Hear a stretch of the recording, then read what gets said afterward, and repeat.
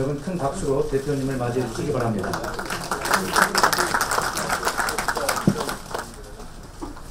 오늘은 많은 의원님들이 오셨습니다. 제3기 원내대표를 뽑는 일 참으로 중요한 일입니다. 게다가 오늘은 또 어버이날입니다. 어버이날 아침에 가장 가슴 아플 어버이가 누구시겠는가 생각하다가 우리 공동대표 둘이서 어제 밤늦게 자동차로 진도를 방문해서 행복항에 오늘 새벽 6시쯤 도착했습니다. 진도체육관에 실종자 가족분들 만나서 그저 손이나 잡아드리고 오면 좋겠다 이렇게 생각하고 조용히 다녀왔습니다. 실종자 가족분들의 말씀 참으로 눈물겨운 말씀드렸습니다. 4.16 참사 이후에 대한민국이 그 이전의 대한민국과 완전히 달라져야 한다는 데는 모두가 공감하고 계실 것입니다. 우리 사회를 움직이는 기본 패러다임에 대전환이 있어야 되겠다. 다들 그렇게 말씀하십니다. 그런데 이 일을 누가 하겠습니까? 정부의 무능과 무책임은 이미 국민 앞에 분명히 드러나 있습니다. 이 일을 국회가 주도해야 합니다. 그런 만큼 이번 원내대표의 그 중요성은 말할 나위가 없다 저렇게 생각합니다. 여야 정과 전문가, 시민사회, 국민들이 함께하는 가칭으로 말씀드렸습니다마는 안전한 대한민국위원회 구성해서 그 구성하기 위한 특별법을 국회가 만들어서 4.16 참사 이전의 대한민국과는 다른 대한민국을 우리가 만들어 가야 할 것입니다. 사람 귀한 줄을 아는 나라, 안전한 대한민국을 만드는 일에 우리 원내 사령탑이 할 일이 너무나 많고 엄중하다 하는 말씀을 드립니다. 다행히 이번 원내대표 선거에 출마하신 4분 국회의원 모두가 그만한 역량을 충분히 갖추고 계신 분들이라고 생각합니다. 오늘 우리 의원님들께서 현명한 판단으로 이 중요한 때에 우리 당의 원내 사령탑을 제대로 뽑아 주실 것이라고 믿습니다. 고맙습니다. 네, 대표님 감사합니다. 다음은 안철수 대표님의 인사 말씀 순서입니다만 오늘 굉장히 빠르게 이 의원총회를 진행할 필요가 있어서 인사 말씀을 양보해 주셨는데 대표님께 여러분 감사의 박수로 대신해 주시기 바랍니다. 네, 다음 순서는 아마 제가 알기로는 오늘 새 원내대표께서 선출되시는 이까지가 우리 현임 전병헌 대표님의 임기로 그렇게 알고 있습니다. 따라서 오늘 이 의원총회가 마지막 의원총회가 되신데요. 아마 감회가 새로우실 것 같습니다. 전병헌 원내대표님의 인사 말씀이 있겠습니다. 큰 박수로 맞이해 주시기 바랍니다.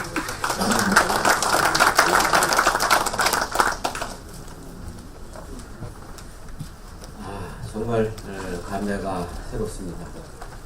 무엇보다도 지난 1년간 힘들고 힘든 시간에 함께해 주신 의원 한 분, 130분 의원님 여러분께 진심으로 머리 숙여 감사드립니다. 앞서 말씀하신 김한길 대표님의 말씀처럼 오늘은 어버이날인데 세상에서 가장 슬픈 어버이날을 우리가 맞고 있는 것 같습니다. 빨간 카네이션 대신에 가슴에 노란 리본으로 바꿔달고 오늘 하루도 세월호 참사를 당한 우리 유가족들 그리고 아픔과 고통을 함께하고 있는 우리 국민들과 우리 모두 함께하는 시간이 될 수밖에 없습니다. 참으로 안타깝고 애통합니다. 기세등등했던 박근혜 정권 출범 첫 해였기 때문에 힘들 거라고 생각을 했습니다만 생각보다 훨씬 힘들고 지친 시간을 보냈습니다. 국가기관 불법 대선 개입 사건으로부터 시작해서 세월호 참사에 이르기까지 참으로 천고 만난의 시간이었던 것 같습니다. 높은 지지율에 기댄 불통과 종박의 광풍 속이었지만 그래도 백적단도 진일보하겠다라는 신정과 각오로 지난 1년을 우리 의원님들과 함께 뭉쳐서 지내왔습니다. 참으로 감회가 새롭습니다. 정권의 독선과 불통 때문에 우리 안에서도 많은 의견들이 있었지만 결국에는 의원님들께서 합리적인 판단을 해주셨기에 여기까지 함께 헤쳐 올 수 있었다고 생각되어서 다시 한번 머리 숙여 진심어리 감사를 올립니다. 저의 부족함을 채워주신 모든 의원님들께 저와 의견이 같았던 의원님들은 물론이고 저와 의견이 달랐던 의원님들도 저의 부족함을 채우기 위한 노력의 과정이라는 점을 잘 알고 있습니다. 그리고 우리 당의 보다 나은 미래와 정체성을 위한 노력과 주장이었다는 점도 잘 이해하고 있습니다. 진심으로, 진정으로 감사드립니다. 종박 불통의 기세가 한풀 꺾이고 있습니다만 여전히 우리에게는 헤쳐나가야 할 일들이 더 많이 남아있습니다. 원내 사령탑에 나오신 한 분 한 분이 충분한 경륜과 그리고 역량을 가지신 분들이 이게 참으로 믿음직스럽습니다. 어느 분이 되더라도 훌륭한 역량을 보여주실 것으로 믿고 우리 모두가 하나가 되었으면 좋겠습니다. 저 역시 함께 하겠습니다.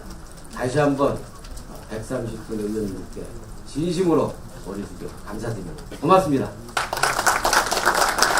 네, 전병헌 원내대표님 그동안 수고하셨다는 큰 박수를 다시 한번 보내주시기 바랍니다.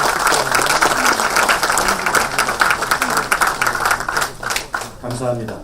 격려의 박수로 맞이해 주시면 고맙겠습니다.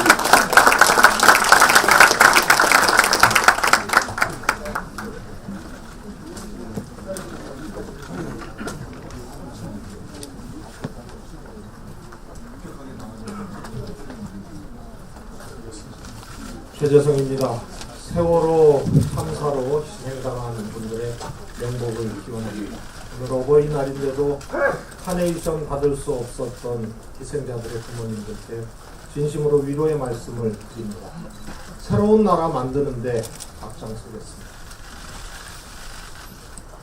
저는 당당한 원내대표가 되고 싶습니다. 130분의 의원님들의 무너진 자존심을 다시 세우는 원내대표가 되고 싶습니다. 갈등을 청산하는 원내대표가 되고 싶습니다. 통합의 에너지를 만드는 원내대표가 되고 싶습니다. 분열과 반복을 넘어서 통합의 에너지를 만들고 그래서 승리를 설계하는 최재성이 되고 싶습니다. 여러분들 야당 정치의 길은 참 외롭고 험합니다. 아마도 우리 정치 인생의 절반은 눈물이고 나머지 절반은 번민과 답답함인 것 같습니다. 노무현 대통령이 사실상의 정치적 타살로 서거했을 때 우리 맹세하지 않았습니까? 똘똘 뭉쳐서 집권하겠다. 이 비극을 평생 간직하고 넘어서겠다고 다짐하지 않았습니다. 국민들도 울었고 의원님들도 울었습니다. 저도 울었습니다. 노무현 대통령의 서거 앞에 내 몸의 절반 무너졌다고 오열했던 김대중 대통령마저 떠나보냈을 때 우리 또 맹세했습니다. 집권하겠다고 단결하겠다고 맹세했습니다. 그러나 우리는 또 분열했고 갈등했고 반목했습니다. 이것은 각자의 선의에 맡겨서 치유될 수 있는 것이 아닙니다. 통합의 시스템을 만들고 이기는 길을 가는 것으로 웅변해야 하는 것입니다. 정치가 작아졌습니다. 함께할 에너지가 없다 보니 혼자 미래를 고민하는 시간이 많아졌습니다. 당의 지지율이 낮다 보니 개인의 능력으로 돌파해야 되겠기에 지역구에 투자하는 시간이 많아졌습니다. 대안을 논의하는 시간보다 걱정하는 시간이 늘어났습니다. 우리 정치가 작아지니까 우리 개혁도 작아졌습니다. 출판 기념회 없앤다고, 세비 깎는다고 국민들이 우리를 지지하리라고 생각하는 것은 오산이라고 봅니다. 우리 정치를 확장해야 합니다. 정치 공간을 넓혀야 됩니다. 더 크게 보고 더 크게 바꿔야 합니다. 김대중 노무현의 정신처럼, 전태일, 김근태의 정신처럼 그것을 뿌리로 더 큰 흐름을 만들었을 때 우리는 이길 수 있는 것입니다. 저는 이 길은 통합의 길에 있다고 생각합니다. 통합의 길은 분권을 통해서만 가능하다고 생각합니다. 제왕적 대통령의 무능이 정부의 무능으로 그대로 직결되는 넓고 전근대적인 국가는 청산되어야 합니다. 그것이 정치개혁의 요체입니다. 내년에는 선거가 없는 해입니다. 내년은 광복 70주년입니다. 우리 새정치민주연합이 개헌의 주도권을 쥐고 분권의 첫 번째 과제를 완수하는 행진을 해야 합니다. 권력을 둘러싸고 집권하기 위해서 여야가 경쟁하는 오로한 나띵 게임이 우리 당내에도 있습니다. 우리 당내의 승자 독식 구조를 청산해야 이길 수 있는 것입니다. 우리 당이 국정에 참여하는 것을 의무화하는 조항을 신설해야 합니다. 그래서 우리가 집권하면 우리 당의 추천으로 국민의원이 국정에 참여할 수 있는 길을 확보해서 두 번째 분권의 과제를 이뤄내는 당헌 예정을 해야 하는 것입니다. 그래야 당권 경쟁에서 대통령 후보 경선에서 패배하더라도 공존의 지점이 있고 함께 국정 참여할 수 있는 지점이 있을 때 희망을 갖고 단결하고 그 힘으로 16, 17년 총선과 대선을 돌파하고 나의 대통령, 나의 정권을 만들 수 있기 때문에 이 길을 가자고 여러분들께 호소드리는 것입니다. 당대권이 분리되는 당원을 만들어야 합니다. 총선 당권을 통한 경쟁이 예고되고 있습니다. 총선 당권을 발판으로 대권으로 향하는 경쟁이 되었을 때 우리는 격렬한 갈등과 분열을 예약하는 것입니다. 당대권을 분리하는 조항을 당헌에 마련하는 것이 세 번째 분권 과제입니다. 당대표가 원내 총무를 지명하던 시절에서 원내대표를 명칭을 바꾸고 직접 원내대표를 여러분들이 선출하는 제도로 바뀐 것은 원내의 독자성을 확보하고 의원님들의 총의를 당 운영에 반영하라는 취지입니다. 그래서 원내대표가 당대표와 협력하고 당대표를 존중해야 하지만 필요하다면 당대표를 붙잡고 설득하는 당당한 원내대표가 되라는 것이 지금 제도의 취지인 것입니다. 2008년 이전처럼 정책위 의장을 원내대표가 임명하는 것으로 당헌을 바꿔야 합니다. 그래서 당은 정치 정무를 주도하고 130명의 원내는 정책을 주도하는 것으로 나뉘어져야 하는 것입니다. 원내대표의 덕목은 투쟁력과 협상력 그리고 통합 능력과 혁신 능력이 겸비되어야 합니다. 전략적 주도력이 있어야 되고 창의적 기획력이 있어야 됩니다. 외롭지만 여유도 있어야 합니다. 이 원내대표 덕목을 쭉 열거하다 보니까 제가 제 얘기를 한 것 같습니다. 박지원 원내대표께서 몇 년 전에 원내대표 출사표 던지고 이 자리에서 정견 발표하셨을 때 직접 의원님들 몇 분 함자를 거명하시면서 박지원이 하면 잘한다 그러지 않았죠? 그러면 박지원 찍어라 이렇게 말씀하셨어요.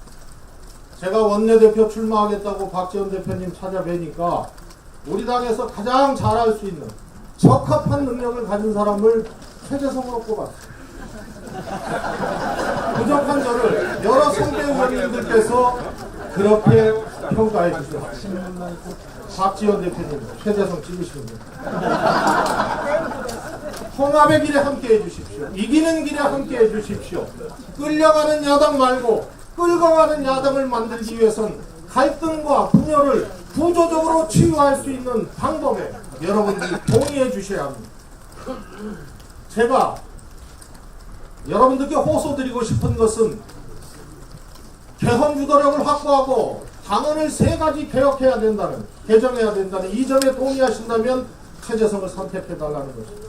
최재성이 당선된다는 것은 개인의 당선이 아니고 개헌 주도력을 확보하고 분권을 통한 통합을 이뤄내기 위해서 3가지 당헌 개정 과정에 대해서 여러분들이 위임하고 총의를 모아서 승인한 것이기 때문에 그 길로 반드시 관철하겠습니다. 그 길로 승리의 길을 예약하겠습니다.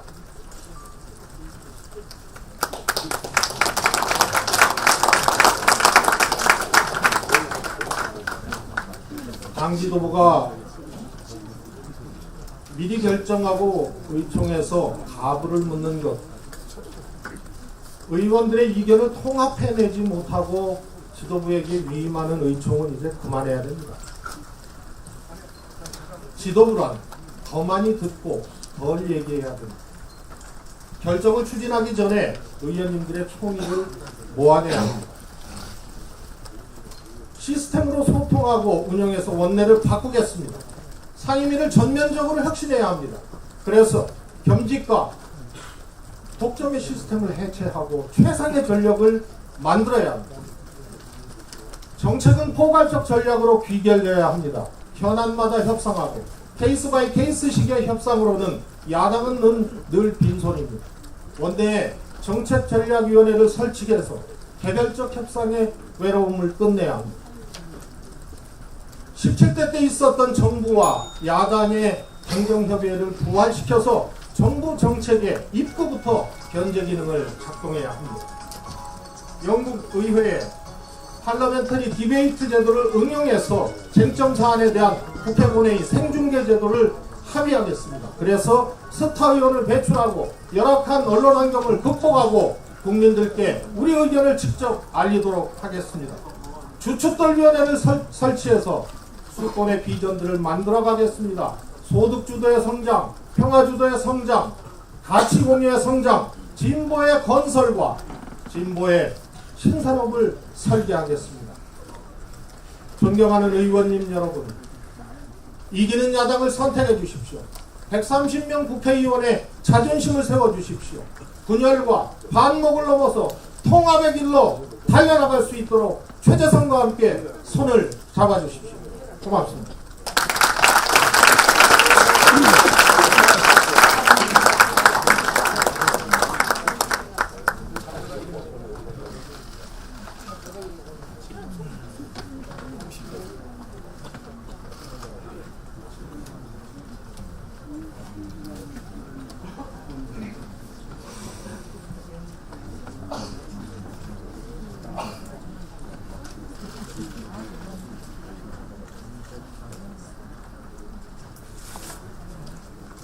오늘 어버이날 가슴에 카네이션 달기던 미안한 대한민국 역사상 가장 슬픈 어버이날입니다.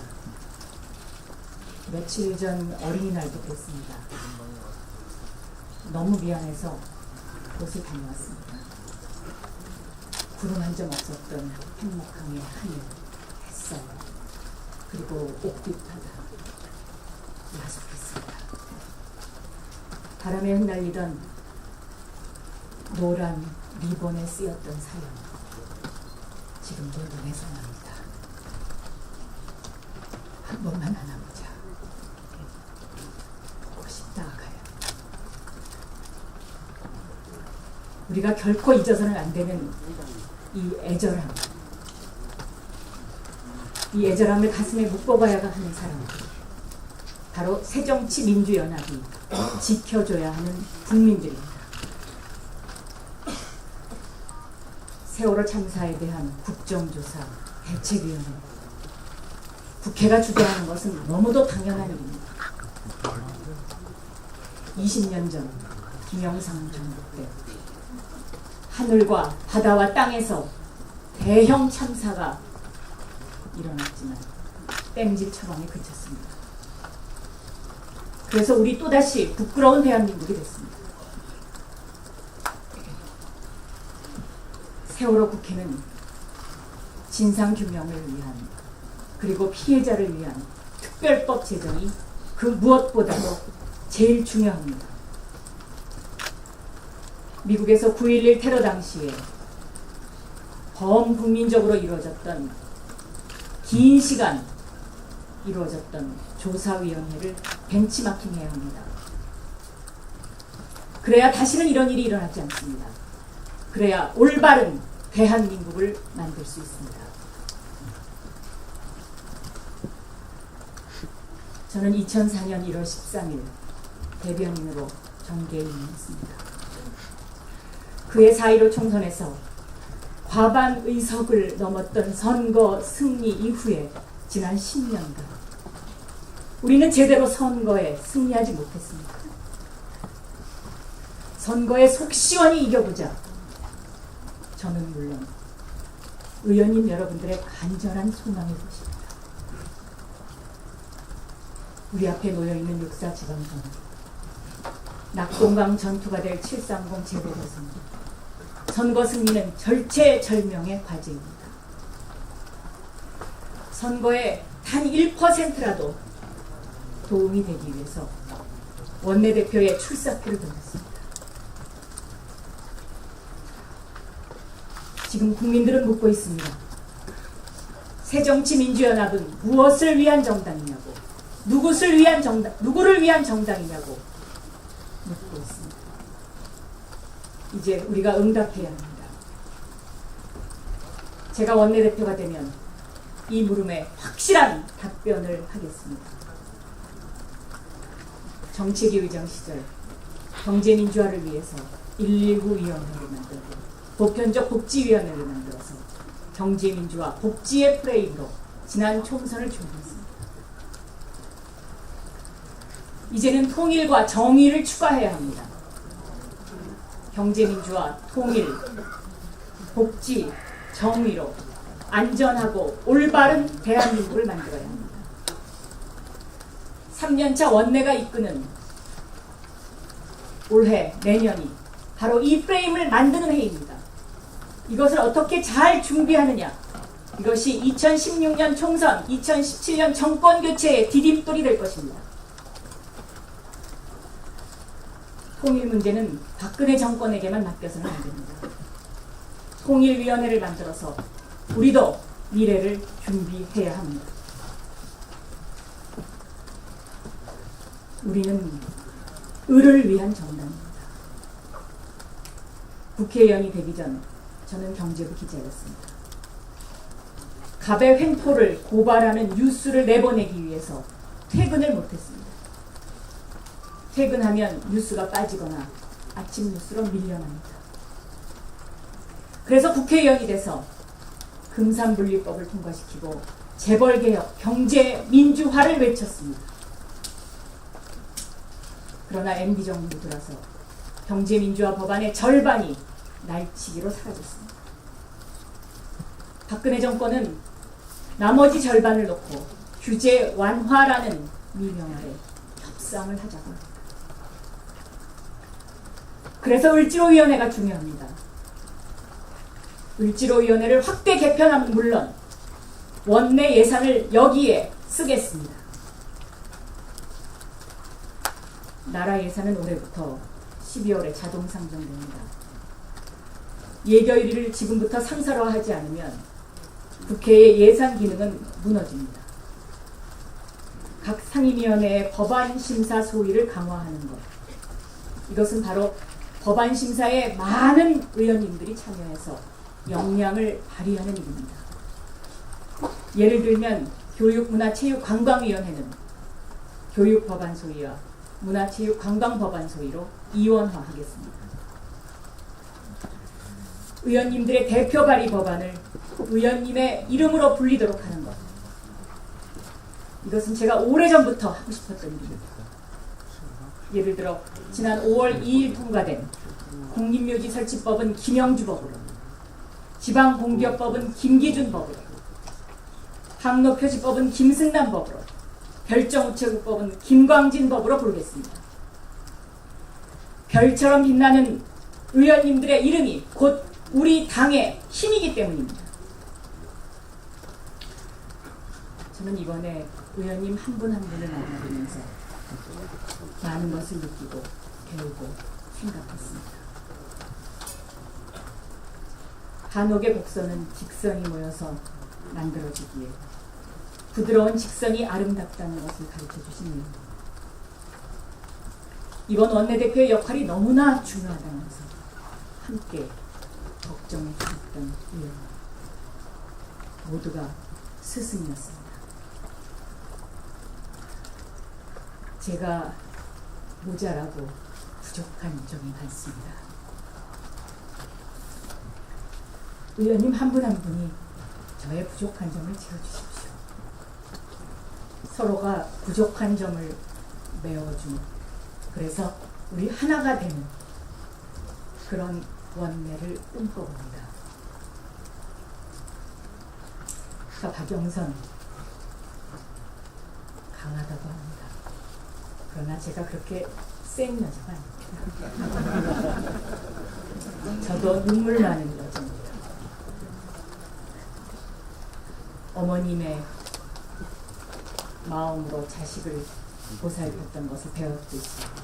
저도 어머니의 마음으로 의원님들께 그렇게 다가가겠습니다. 이 자리에 계신 한 분 한 분 의원님들은 모두 국민의 가슴을 뛰게 하는 열정을 갖고 계신 의원님들입니다. 제가 정치에 입문할 때 아버지의 반대가 많았습니다. 아마 의원님들도 가족들이 반대하셨을 겁니다. 그러나 세상을 바꿔보겠다는 열정으로 지금 이 자리에 계시지 않습니까? 저는 지금껏 의원님들이 노력했던 민주주의, 정의, 경제민주화, 복지 이런 것들이 결코 상처받아서는 안 된다고 생각합니다. 헛되어서도 안 된다고 생각합니다. 우리가 그렇게 약하지 않습니다.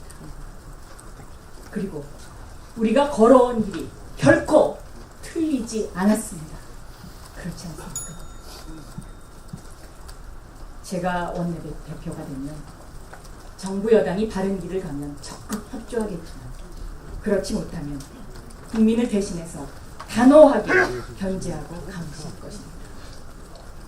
원칙과 기본에 입각해서 지킬 것은 지키고 바꿀 것은 바꾸겠습니다. 지금 국민은 책임지지 않은 박근혜 대통령에게 맞서는 당당한 야당을 요구하고 있습니다. 우리 이제 일어서야 합니다. 새정치민주연합이 진정한 행동과 헌신을 할 때입니다. 정의와 헌신이 존경받을 때 침몰하는 선박을 두고 배에서 먼저 탈출하는 선장이 그래야 또다시 나타나지 않지 않겠습니까? 국민을 보호하지 못하는 정부는 더 이상 존재해서는 안 된다는 것이 저의 각오입니다. 변화와 새로운 에너지, 바로 의원님들입니다.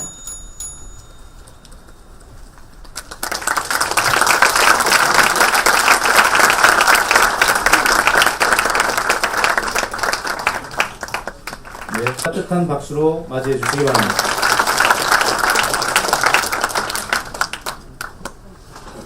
안녕하셨습니까? 노영민입니다. 사실 요즘 같은 상황에서 안녕을 묻는다는 것 자체가 조심스럽습니다.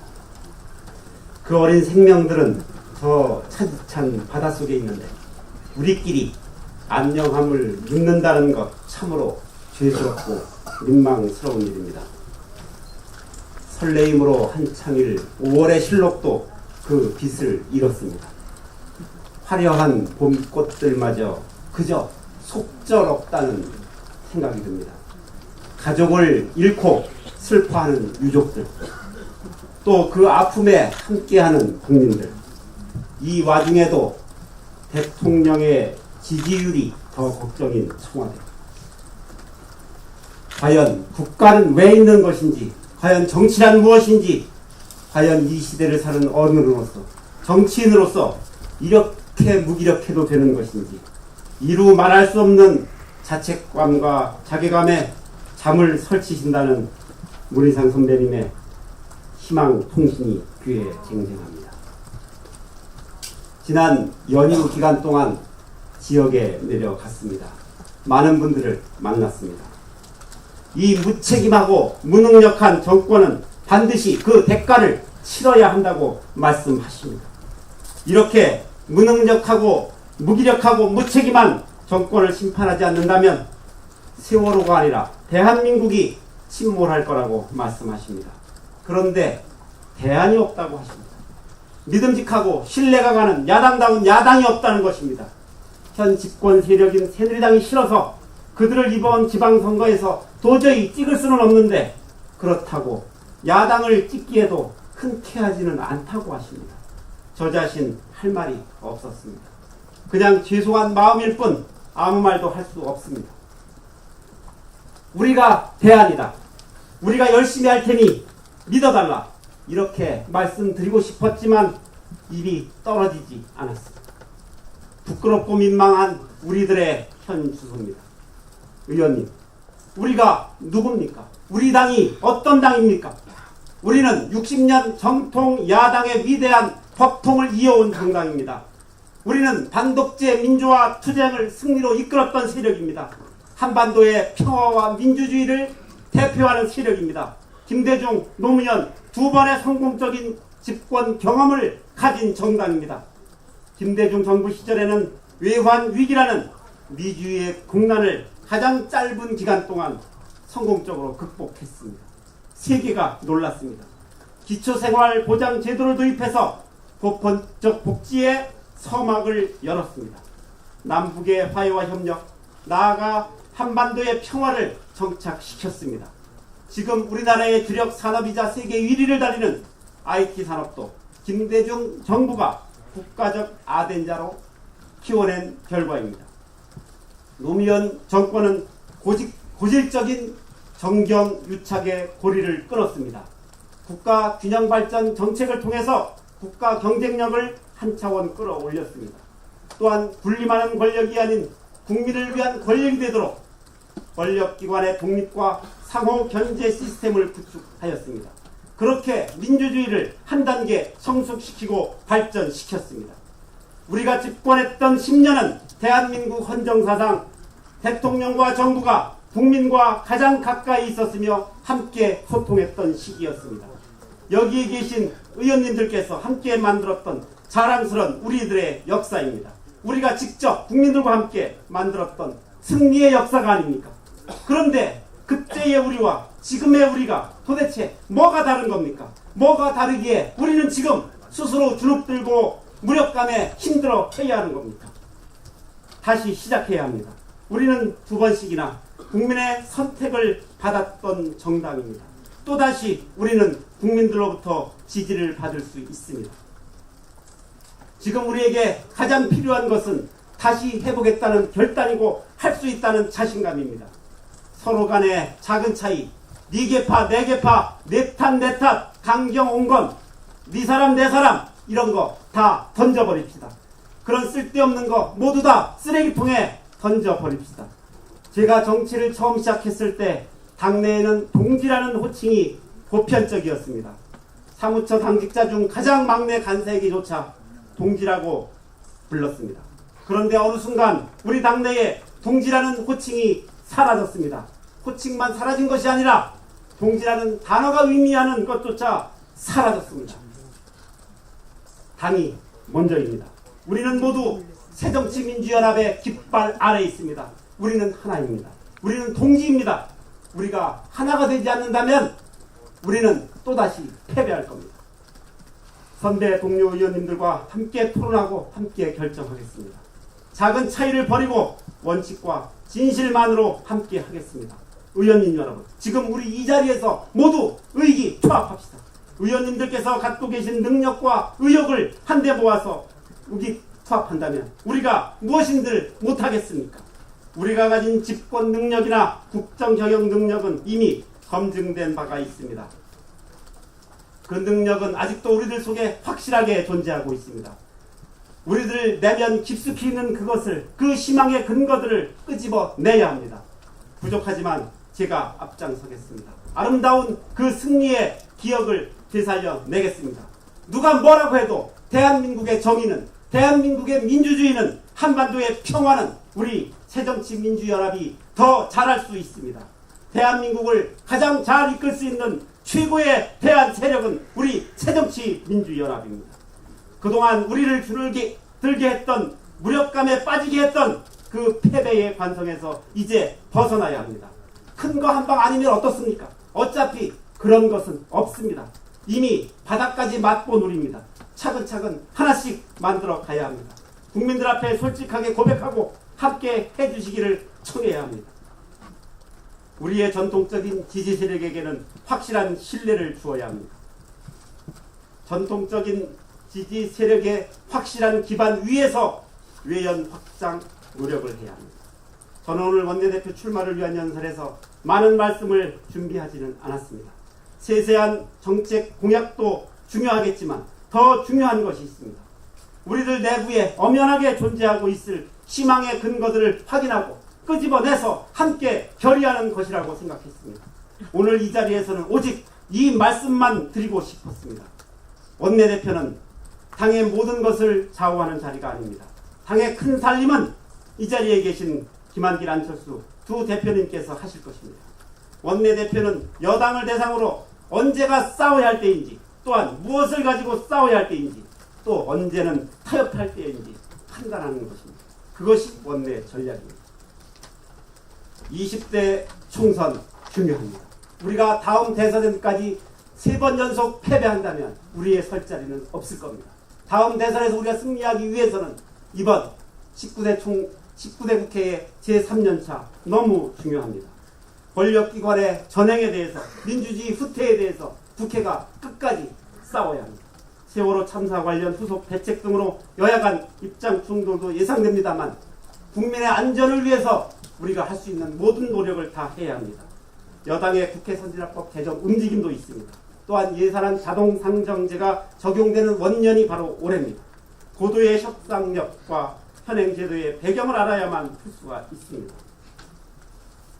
원내 전략의 기준은 다수 의원들의 판단과 전통적 지지층의 기대에 기반해야 합니다. 충분히 토론해서 결정을 내린 결론은 그만큼 힘이 세집니다.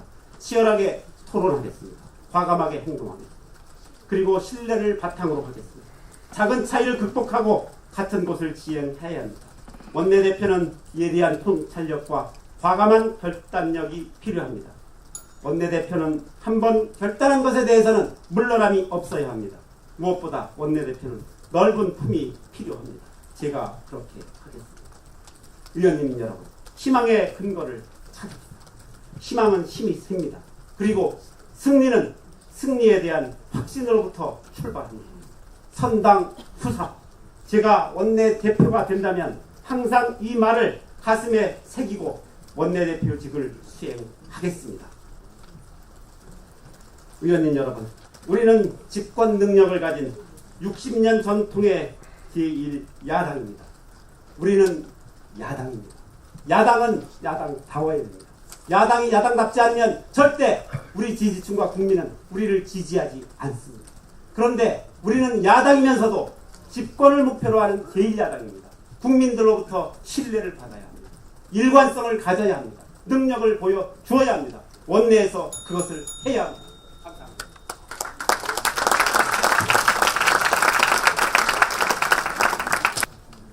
따뜻한 박수로 맞이해 주시기 바랍니다.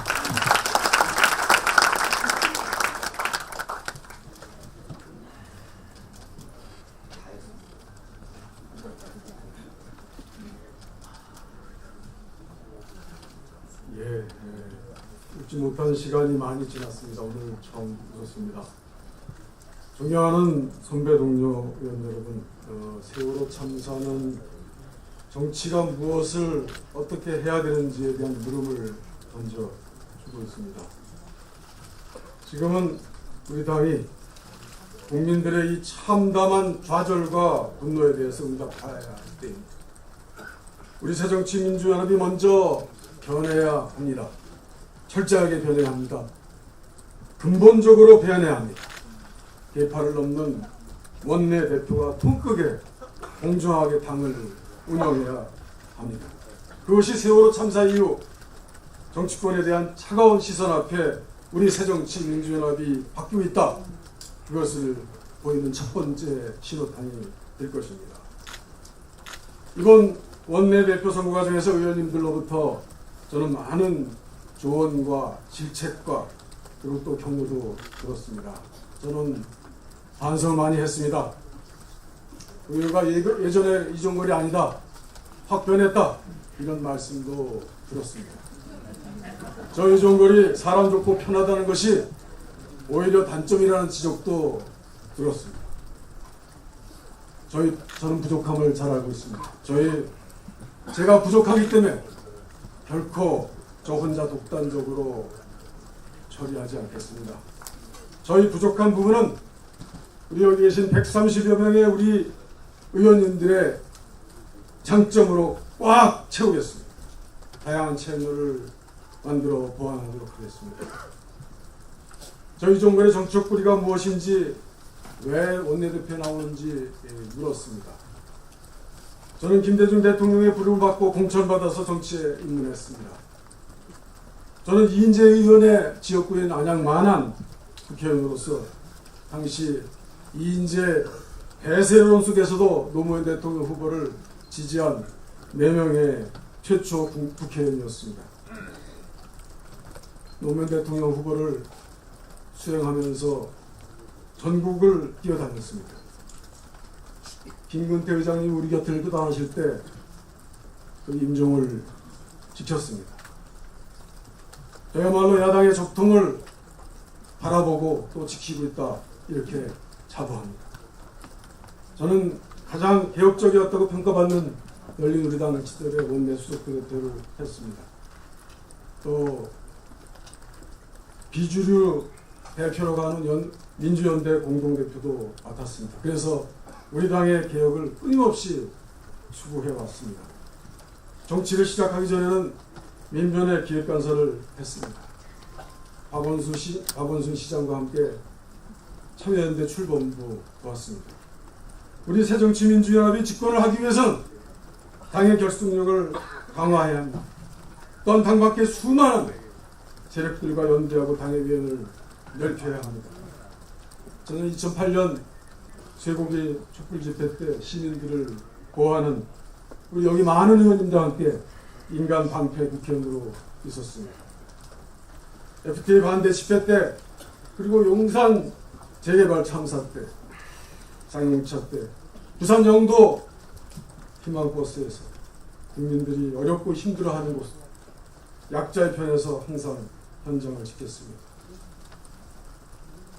지나온 삶의 궤적을 살펴볼 때 당의 결속력을 강화하고 시민운동 세력과 잘 교감해서 외연을 확대하는 두 가지 역할을 가장 잘 수행할 수 있는 후보가 누구라고 생각하십니까?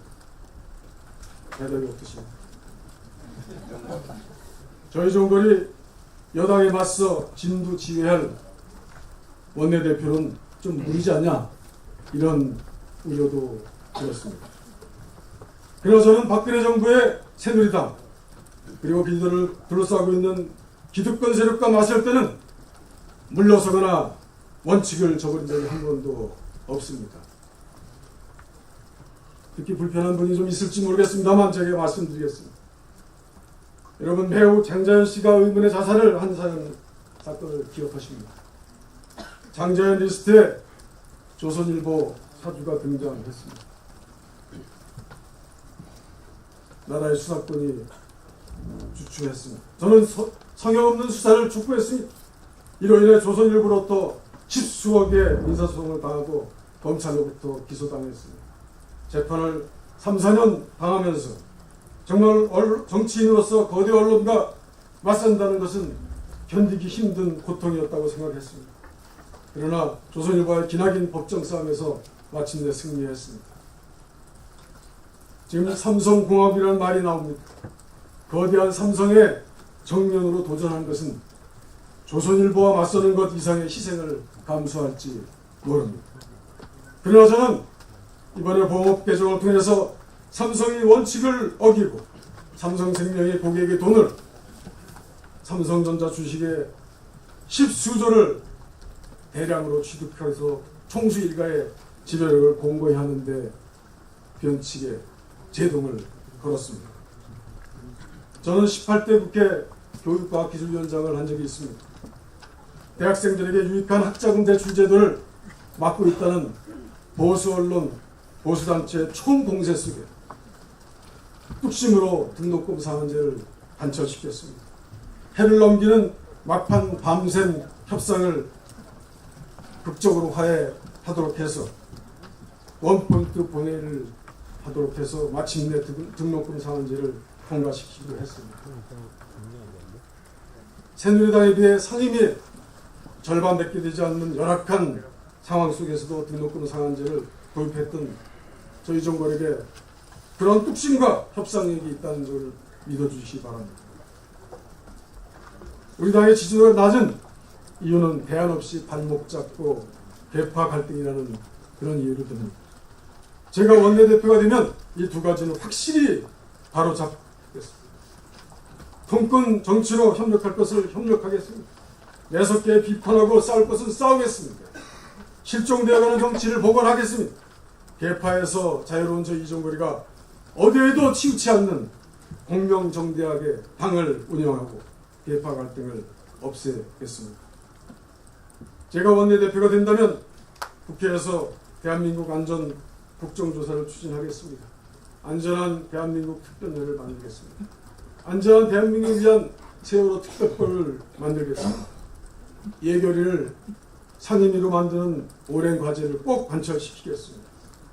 예결위 위원들을 5월 중에 꼭 선임하고 상시 국감을 대비하겠습니다. 상위 원구성도 앞당기겠습니다.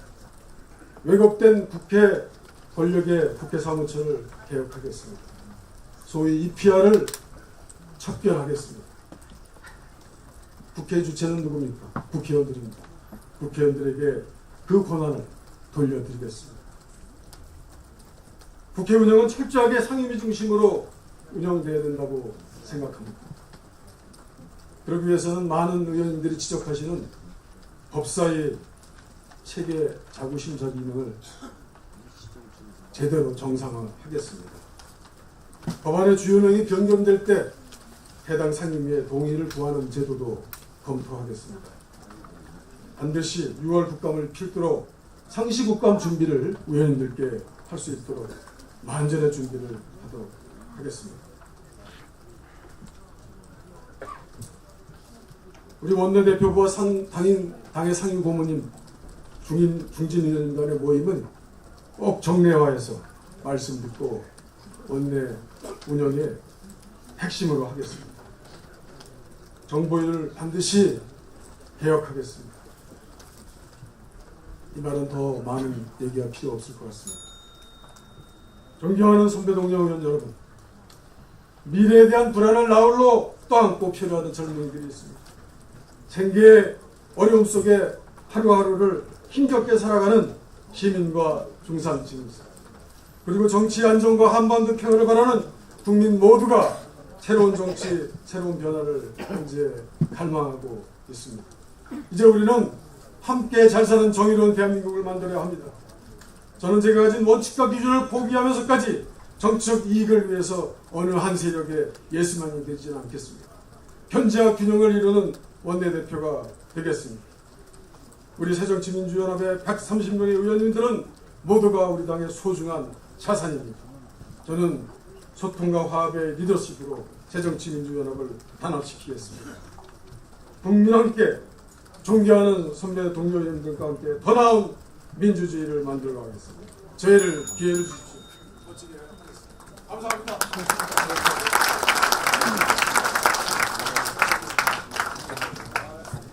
네, 이종걸 후보자님 수고 많으셨습니다.